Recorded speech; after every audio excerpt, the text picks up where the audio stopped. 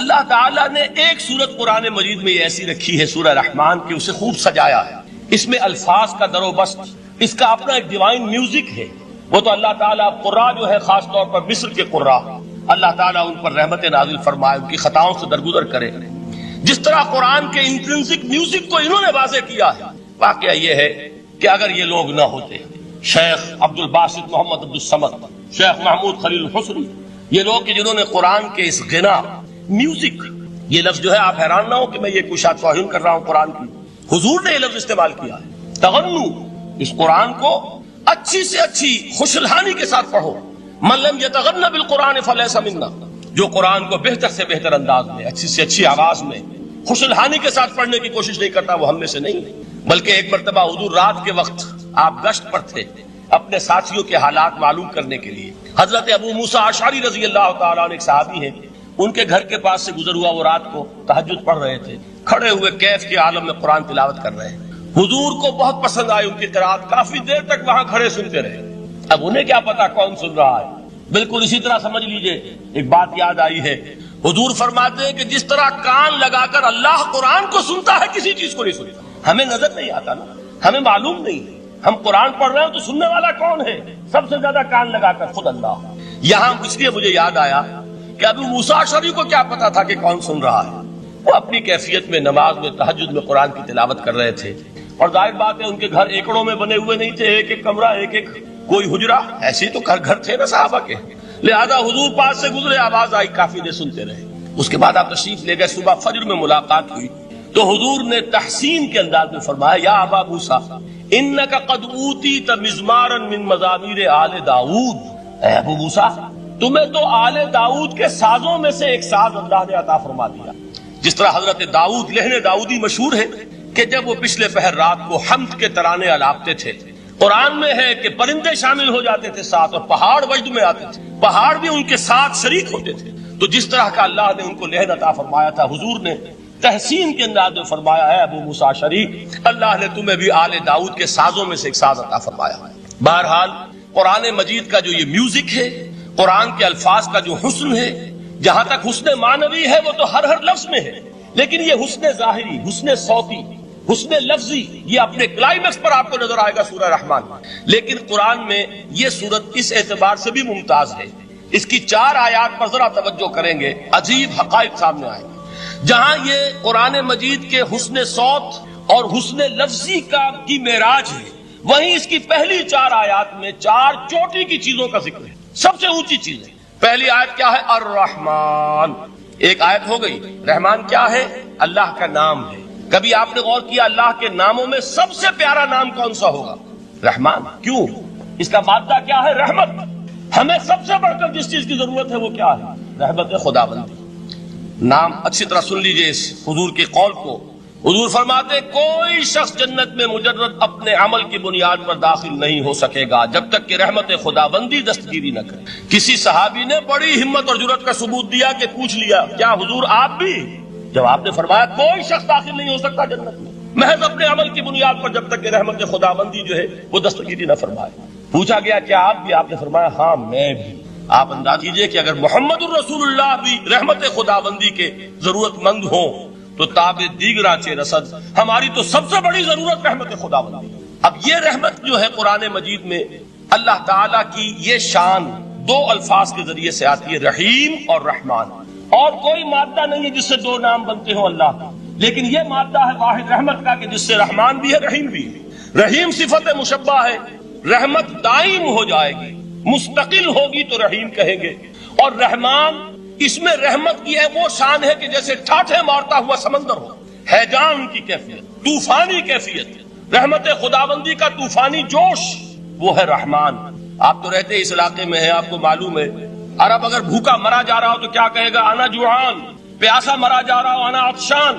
بہت غضبناک ہوگا غضبان. غضبان آصفہ قرآن میں آیا، بہت غضبناک. رحمان جس کی رحمت جو ہے جوش میں ہے، ٹھاٹھے مارتے ہوئے سمندر کے مالک. تو یہ اللہ تعالیٰ کے ناموں میں سب سے پیارا نام. اب آگے چلیے. الرحمن علم القرآن. رحمان نے قرآن سکھایا. رحمت خداوندی کا سب سے بڑا مظہر، رحمان کی رحمانیت کا سب سے بڑا مظہر قرآن ہے. ان میں جو منطقی ربط ہے اس کو سمجھتے جائیے. اچھا آپ یہ سوچئے جو علم بھی انسان کو حاصل ہوا وہ کس نے دیا؟ اللہ نے. سائنس کا علم کس نے دیا؟ اللہ نے. علم آدم الاسماء کلھا، وہ علم الاسماء جو حضرت آدم کو دے دیا گیا تھا ازل میں، یہ اسی کا ظہور ہے، یہ اسی کی ایکسفولیشن ہے جو ہو رہی ہے اور ہوتی رہے گی ابھی. اور دوسرے علم ہے وہ کس نے دیا؟ اللہ نے. لا یحیطون بشیء من علمہ الا بما شاء، مخلوق میں سے کوئی اللہ کے علم میں سے کسی شے کا احاطہ نہیں کر سکتا مگر وہ جتنا اللہ دینا چاہے. لیکن یہ کہ تمام علوم میں چوٹی کا علم قرآن. نوٹ کرتے جائیے، چوٹی کی چیزیں جمع کیجیے. اللہ کے ناموں میں چوٹی کا نام رحمان. اللہ نے جو کچھ انسان کو سکھایا اس میں چوٹی کا علم قرآن. خلق الانسان، انسان کو پیدا فرمایا. سوال یہ کہ حیوانات کو کس نے پیدا فرمایا؟ آسمان کس نے پیدا کی؟ زمین کس نے پیدا کی؟ فرشتے کس نے پیدا کی؟ کیا مطلب خلق الانسان؟ اس کی تمام مخلوقات میں اس کا کلائمیکس، اس کی تخلیق کی معراج، اس کے تخلیق کا نقطہ عروج انسان ہے. یہ ہے کہ جو مسجود ملائک بنا ہے. وَلَقَدْ كَرَّمْنَا بَنِي آدَمَ وَحَمَلْنَاهُمْ فِي الْبَرِّ وَالْبَحْرِ وَرَزَقْنَاهُمْ مِنَ الطَّيِّبَاتِ وَفَضَّلْنَاهُمْ عَلَى كَثِيرٍ مِّمَّنْ خَلَقْنَا تَفْضِيلًا. تو تخلیق میں سب سے اونچی تخلیق انسان کی، علموں میں سب سے اونچا علم قرآن کا، اللہ کے ناموں میں سب سے اونچا نام رحمان. تقاضے پورے کرو. تقاضے کیا ہے؟ ایمان ہے تو عمل درست ہونا چاہیے، ایمان ہے تو جہاد ہونا چاہیے، ایمان ہے تو جان اور مال کھپانی چاہیے. تو جو ایمان دوسرے لوگ جس طرح لائے ہیں، حمزہ بھی تو ایمان لائے ہیں، آخر ان کا راستہ تمہیں نظر نہیں آ رہا؟ ابو بکر ایمان لائے ہیں، ان کی طرح ایمان لاؤ. تو انہوں نے کیا کہا؟ انؤمن کما آمن السفہاء، کیا ہم اس طرح ایمان لائے جیسے یہ بے وقوف لائے؟ سفیہ کا لفظ تو سبھی جانتے ہیں، یہ سفہاء کسے کہہ رہے ہیں؟ آپ نے پڑھا تو بہت مرتبہ ہوگا ان آیات کو، کبھی سوچا کس کو کہہ رہے ہیں؟ وہ ابو بکر کو کہہ رہے ہیں، وہ حمزہ کو کہہ رہے ہیں، وہ عمر کو کہہ رہے ہیں. ان کی تو مت ماری گئی. غر ہؤلاء دینہم، انہیں تو کوئی ہوش ہی نہیں. 2 مرتبہ حضرت ابو بکر نے وہ کام کیا ہے کہ ہر ورلڈلی وائز انسان یہ کہے گا کہ حماقت کی ہے جس کے سامنے دنیا ہے. جب ہجرت کے لیے حضور تشریف لے جا رہے تھے، 40,000 درہم کا سرمایہ تھا، جبکہ حضرت ابو بکر ایمان لائے. مکے کے چوٹی کے تاجروں میں سے تھے جو ملک تجار کہلاتے. لیکن اب وہ روپیہ کہاں خرچ ہوا؟ بلال کو خریدا، روپیہ دے کے خریدا یا ویسے ہی خرید لیا؟ آزاد کر دیا. ابو فقی کو خریدا، آزاد کر دیا. 6 ہیں غلام اور کنیزیں محمد رسول اللہ پر ایمان لانے والے جن کو ابو بکر نے اپنے پیسے سے خریدا اور آزاد کیا. یہ روپیہ تو پگھل رہا ہے نا. جو تھوڑی بہت پونجی رہ گئی ہے، تو جب حضرت حضور ہجرت کے لیے تشریف لے جا رہے، وہ ساری پونجی اپنے ساتھ لے گئے، گھر والوں کو چھوڑ کر گئے. بوڑھا باپ اندھا ابو قحافہ بعد میں وہ بھی ایمان لے آئے. اور یہ ابو بکر ہیں کہ جن کی 3 نسلیں ایک وقت میں موجود تھی مسلمانوں کی. ابو قحافہ مومن، ابو بکر مومن، اور ابو بکر کی اولاد مومن، عائشہ، اسماء اور ابو بکر اور عبد الرحمن ابن ابی بکر. یہ کون ہے؟ تو 3 نسلیں جس کی بیک وقت رہی ہیں ایمان میں، وہ شاذ لوگ ہیں، ان میں ابو بکر. لیکن یہ کہ اس وقت تک ابو قحافہ ایمان نہیں لائے تھے، والد نابینا تھے. تو والد ہے، بیٹیاں ہیں، حضرت عائشہ، حضرت اسماء حضرت رضی اللہ تعالیٰ عنہما، بیوی ہے. کچھ نہیں چھوڑ کے گئے، ایک پیسہ. جب باپ کو معلوم ہوا بیٹا چلا گیا محمد کے ساتھ صلی اللہ علیہ وسلم، سخت غصے میں ہے، پیٹ و تاب میں ہے. اب ہمارا کون والی وارث ہوگا؟ کون ہے ہماری خبر گیری کرنے والا؟ بیٹیوں سے پوتیوں سے اپنے پوچھتے کچھ چھوڑ کے بھی گیا کہ نہیں؟ ان کا ہاں ابا جان. کیا کیا انہوں نے؟ کبھی پڑھے ہیں واقعات؟ کچھ کنکر روڑے لیے، ایک کپڑے میں پوٹلی بنائی اور اندھے دادا کا ہاتھ اوپر پھروایا. دیکھیے دادا جان یہ چھوڑ گئے ہیں، یہ مال ہے، یہ سونے اور چاندی کے سکے ہیں، ابا جان ہمیں ایسے نہیں چھوڑ کر گئے. واقعہ کیا ہے کہ ایک پیسہ نہیں چھوڑا ابو بکر نے گھر والوں کے لیے. سب کچھ لے گئے کہ کیا پتا محمد کے ساتھ جا رہا ہوں، کس وقت کیا ضرورت پیش آ جائے صلی اللہ علیہ وسلم. تو یہ کوئی عقل مندی کی بات ہے؟ اپنے غریبانوں میں جھانکی، آپ یہ عقل مندی کریں گے؟ کہیں چاہے نہ، یہ بات دوسری ہے. لیکن یہ کہ اس کو کون ہم میں سے عقل مندی کہے گا؟ اسی طریقے سے جب غزوہ تبوک کا وقت آیا، وہ واقعہ تو بہت مشہور ہے. حضرت عمر فرماتے ہیں کہ اس زمانے میں میرے پاس اتفاقاً پیسہ بہت تھا. میں نے یہ سوچا دل میں کہ اس مرحلے پر تو میں ابو بکر سے بازی لے جاؤں گا. مسابقت ان میں بھی تھی، لیکن نیکی کی مسابقت، خیر کی مسابقت، انفاق فی سبیل اللہ کی مسابقت. تو میں نے سوچا کہ میں بازی لے جاؤں گا. میں نے کیا کیا، کل دولت جو تھی اس کے 2 حصے کیے. ایک حصہ گھر رکھا اور ایک لا کے حضور کی خدمت میں پیش کر دیا. حضور نے پوچھا کہ عمر گھر والوں کے لیے کچھ چھوڑا؟ کہ جی ہاں، نصف کیا میں نے، نصف اللہ کی راہ میں حاضر ہے، نصف چھوڑا ہے، ٹھیک ہے۔ اب وہ آئے ابو بکر، پوچھا حضور نے ابو بکر گھر والوں کے لیے کچھ چھوڑا؟ کہ نہیں، صدیق کے لیے ہے خدا کا رسول، بس گھر میں اللہ اور اس کے رسول کے نام کے سوا کچھ نہیں تھے۔ یہی ہے نا، پروانے کو چراغ ہے، بلبل کو پھول، بس، اور صدیق کے لیے ہے خدا کا رسول، بس، مجھے گھر والوں کے لیے کچھ نہیں چاہیے۔ یہ کام جو ہے، تو یہ جن کا ہم اس وقت ذکر پڑھ رہے ہیں منافقین، ان کے نزدیک حماقت تھی یا عقل مندی تھی؟ یہ سمجھداری تھی یا بے وقوفی تھی؟ وہ ہے جو بات کہہ رہے ہیں کہ جب ان سے کہا جاتا ہے ایمان لاؤ بھلے لوگوں کی طرح جیسے دوسرے لوگ ایمان لائے ہیں، تو کیا کہتے ہیں؟ انؤمن کما آمن السفہاء الا انہم هم السفہاء ولکن لا یعلمون۔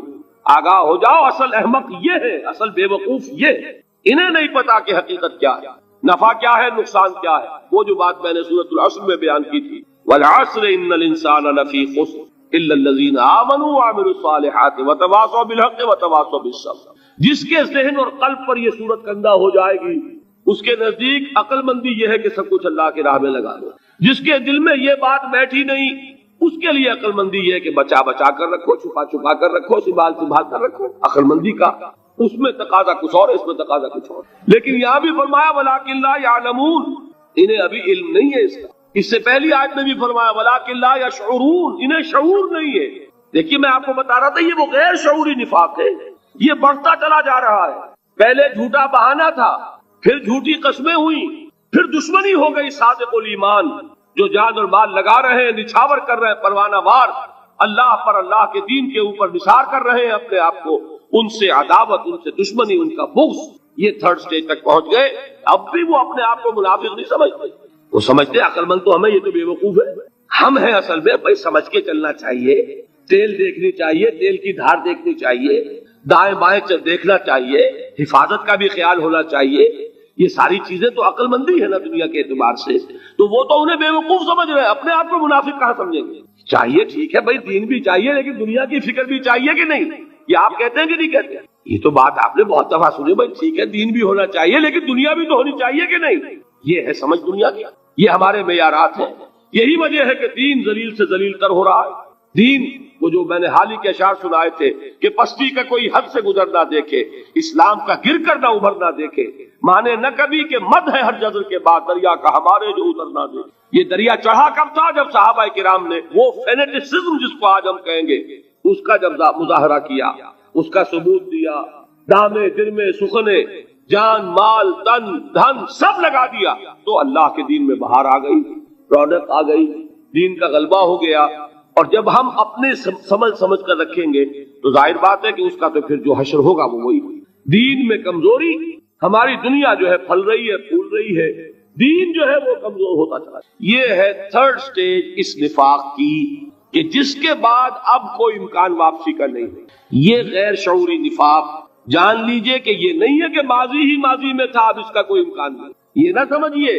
اب بھی یہ نفاق جو ہے، یہ میں بتا دوں آپ کو، ایک عام آدمی ہے، دین کا تقاضا ہی سامنے نہیں ہے، اسے پتہ ہی اتنا ہے کہ اللہ کے دین کا تقاضا نماز روزہ، وہ نماز روزہ کر رہا ہے، اس پر نفاق کا حملہ نہیں ہوگا۔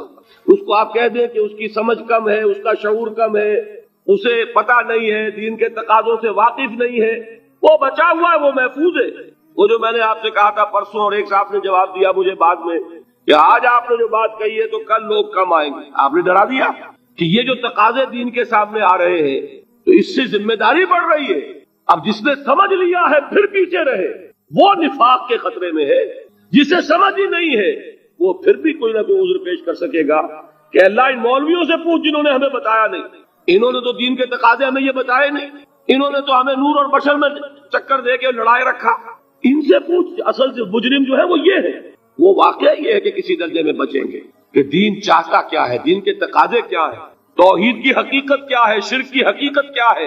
اس کی طرف اگر توجہ ہی نہیں دلائی جا رہی اور اس غریب کو پتہ ہی نہیں، اسے پتہ ہی صرف یہ ہے کہ کھڑے ہو کر سلام پڑھنے میں اتنا فائدہ ہوتا ہے، وہ پڑھ رہا ہے بیچارہ، لہذا اس کا معاملہ آسان ہے بنسبت اس شخص کے کہ جس کے سمجھ میں آ گیا ہو، بات اس نے پالی ہو۔ دین یہ چاہتا ہے، دین اپنا غلبہ چاہتا ہے۔ علامہ اقبال نے غالب پر ایک جو نظم لکھی ہے باغ درا میں ہے، اس کا ایک شعر بڑا پیارا ہے۔ گیسوئے اردو ابھی منت پذیر شانہ ہے، شمع یہ سودائی یہ دل سوزی یہ پروانہ ہے۔ یہ دین جو ہے یہ تو چاہتا ہے کہ اہل ایمان پروانہ وار اس شمع پر نثار ہو، جانے لگا دے، گردنیں کٹوا دے۔ وَلَا تَقُولُوا لِمَنْ يُقْتَلُ فِي سَبِيلِ اللَّهِ أَمْوَاتٌ بَلْ أَحْيَاءٌ وَلَكِنْ لَا تَشْعُرُونَ۔ اور اگر اس سے پیچھے ہٹیں گے، قدم پیچھے ہٹا نہیں کہ نفاق کی زد میں آئے نہیں، وہ نفاق کی پہلی stage, second stage, third stage, وہاں پہنچ گئے، واپسی نہیں۔ اس کے لیے ایک اور دو آیات میں چاہتا ہوں کہ اس سے اس حقیقت کو اور سمجھ لیں اچھی طرح، تاکہ کوئی اشکال نہ رہ جائے۔ ایک آیت تو میں نے شروع میں پڑھی تھی، ایک نہیں ہے، یعنی ایک جگہ سے سورہ عنکبوت، اور ایک آیت ہے سورہ حج کی، وہ میں نے شروع میں تلاوت نہیں کی۔ سورہ حج کی آیت دیکھیے، اس قدر پیاری آیت ہے، دوسرے رکوع کے اندر آپ کو آیت ملے گی، سورہ حج 17ویں پارے میں ہے، نصف کے بعد شروع ہوتی ہے، اور اس کے دوسرے رکوع وَمِنَ النَّاسِ، اور لوگوں میں سے کچھ ایسے بھی ہیں، مَن يَعْبُدُ اللَّهَ عَلَى حَرْفٍ، جو اللہ کی بندگی کرنا چاہتے ہیں کنارے پر کھڑے ہو کر۔